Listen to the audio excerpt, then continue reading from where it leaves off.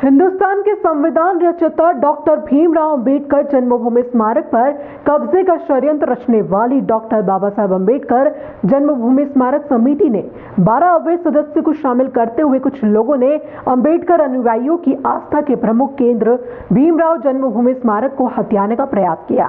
यह आरोप doctor Baba Saheb Ambedkar memorial society के वरिष्ठ सदस्यों ने लगाया। सभी का आरोप है कि प्रशासन द्वारा चुनाव कराया जाए। डॉक्टर अंबेडकर जन्मभूमि स्मारक पर कब्जे को लेकर समिति के अन्य सदस्यों को आरोप है कि जांच अधिकारी सहायक पंजीयक व पंजीयक महोदय भोपाल द्वारा जिन 12 लोगों को अस्वीकार किया था, उन 12 लोगों को चुनाव प्रक्रिया में शामिल कर चुनाव कराया जाए। चुनाव होने के पश्चात इन सभी लोगों ने मिलकर स्मारक के ताले तोड़े व स्मारक पर कब्जा किया। इस संबंध में सरसा के 15 वर्ष से सदस्यों द्वारा न्याय हेतु हाईकोर्ट में रीट याचिका लगाई गई है, जिस पर न्यायालय ने अंतिम फैसला देकर स्पष्ट किया है इस संबंध में जो भी फैसला होगा वह इस चुनाव पर बंधनकारी है। परंतु फिर भी स्मारक के विहार में ताला तोड़कर कब्जा करवाने का कृत्य जिला प्रशासन द्वारा किया गया।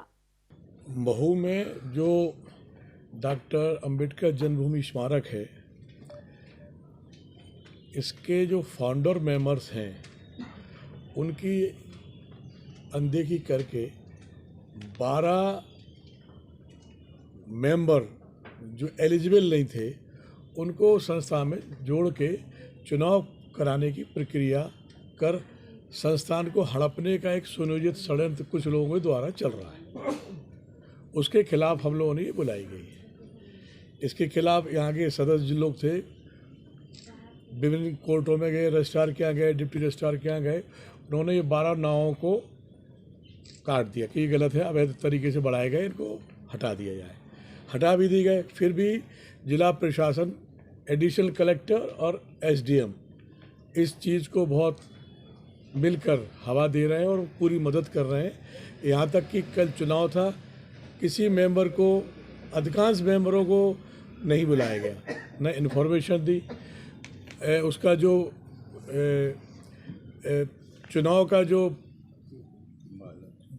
बायलॉज की ये है कि बायलॉज के अनुसार 1/3 मेंबर कोरम होना चाहिए, तो कोरम की कमी में भी उन्होंने चुनाव कर लिया। और जो सबसे बड़ी दुर्भाग्यपूर्ण बात ये रही कि इसके लिए हम सब लोग हाई कोर्ट में, हमारा केस लंबित है ऑलरेडी, तो छुट्टियां चल रही, इसकी उसका निराकरण होना है। चुनाव हुआ और उन्होंने चाबियां भी नहीं मांगी और जाके बलात् ताले तोड़ दिए अंबेडकर संस्थान की, जो इस बात को इंगित करता है कि उनकी मंशा अच्छी नहीं है। अंबेडकर संस्थान जो जन्म स्मारक है, राष्ट्रीय अंतर्राष्ट्रीय स्तर का दलितों की भावना जुड़ी हुई, अंबेडकरवादी करोड़ों की संख्या में है। उस ज़मीन को और उस स्मारक को ऐसे हड़पने का प्रयास जो चल रहा है, बड़ा दुर्भाग्यपूर्ण है। हम लोग ये प्रेस के माध्यम से अपनी बात कहना चाह रहे हैं कि अगर ऐसा हुआ तो हम लोग इसे राष्ट्रीय स्तर का आंदोलन हम चलाएंगे। ऐसे हम इस संस्थान को, इस स्मारक को हड़पने। देखिए, किसी भी संस्था के अंदर, हम पूरे भारत में जो भी सामाजिक संस्थाएं हैं, एनजीओस हैं, हमारे फाउंडर मेंबर बैठे हुए हैं यहाँ पर। किसी भी सामाजिक संस्था के अंदर जो रेगुलर मेंबर्स होते हैं, सदस्य होते हैं, उन्हीं को ही किसी भी चुनावी प्रक्रिया के अंदर भाग लेने दिया जाता है। जो लोग रेगुलर नहीं हैं, पंजीयक की जांच हुई, पंजीयक के जांच के अंदर सारे सदस्यों को अवैध पाया गया। संस्था को भी ये दिखाया गया कि भाई संस्था नियम से नहीं चली, इस कारण इस संस्था पे हम इसकी शासकीय निकाय भंग करते हैं और इस पर 1 साल के लिए प्रशासक की नियुक्ति की जाती है। हमें ये मालूम पड़ा, क्योंकि हमें सूचना नहीं थी। जब हमें सोशल मीडिया के माध्यम से पता चला कि इसमें कुछ 12 सदस्य अपने आप को सदस्य कहला रहे हैं, तो हमने 1 मई 2019 को एक शिकायत पत्र यहाँ पर पंजीयक कार्यालय में दिया। उसके बाद में जाँच हुई। जाँच में ये पाया गया कि उनको सदस्य नहीं माना जा सकता। मुख्य पंजीयक की एक रिपोर्ट आई, उसमें उन्होंने कहा कि हम इनको सदस्य नहीं मान सकते हैं और हम ये संस्था की शासकीय निकाय को भंग कर यहाँ पर प्रशासक की नियुक्ति करते हैं। हमारे संस्था के बायलॉज के अंदर ये साफ साफ लिखा है कि अगर कोई पंजीयक हमारी संस्था की जांच करेगा, अगर वो अपना निर्णय देता है तो सभी लोगों को उसको मान्य करना पड़ेगा। हमारे संस्था के संविधान में ये कतई नहीं लिखा है कि उसमें शासन हस्तक्षेप करेगा और शासन उसमें सदस्यों की नियुक्ति करेगा। जब मुख्य पंजीयक का निर्णय हमने मान्य कर लिया और शासन से हमने मांग की कि 2018 के आधार पर संस्था के चुनाव करवा दिए जाए। हमारी किसी से हमारी शिकायत नहीं थी, किसी से दुश्मनी नहीं थी। हमारा सिर्फ तर्क ये था कि ये संविधान निर्माता की जन्मभूमि है, इसको संविधान सम्मत नियमों के आधार पर ये चलना चाहिए, ये हमारी मांग थी। हमारे सामने जो मीटिंग हुई उस मीटिंग के अंदर 12 सदस्यों को कभी लिया नहीं गया। 10/3/2019 का उल्लेख जो किया गया उस बैठक के अंदर कोई निर्वाचन नहीं हुआ।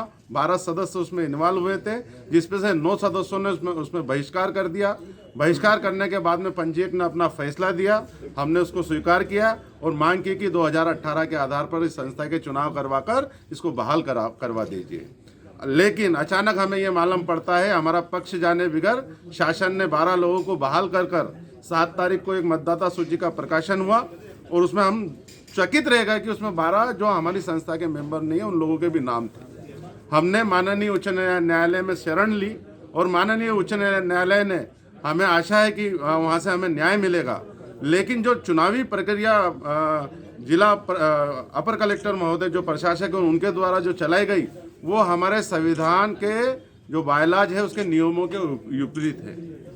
ये पूरा घटनाक्रम हुआ। कल की जो उन्होंने चुनाव जो घोषित किया था, हमारे 15 मेंबरों ने उस चुनाव का बहिष्कार किया गया है और हमारे जो बायलाज है उसके अधिनियम जो हैं उसके अनुरूप उनका जो कोरम है 2/3 वो कल पूरा नहीं होता। हमने उस चीज़ का बहिष्कार करा है और आशा हम ये कर रहे हैं कि बाबा साहब अम्बेडकर जन्मभूमि मध्य प्रदेश के प्रत्येक समाज के करोड़ों लोगों के खून पसीने की कमाई से मध्य प्रदेश शासन द्वारा बाबा साहब के सम्मान में वो स्मारक बना है।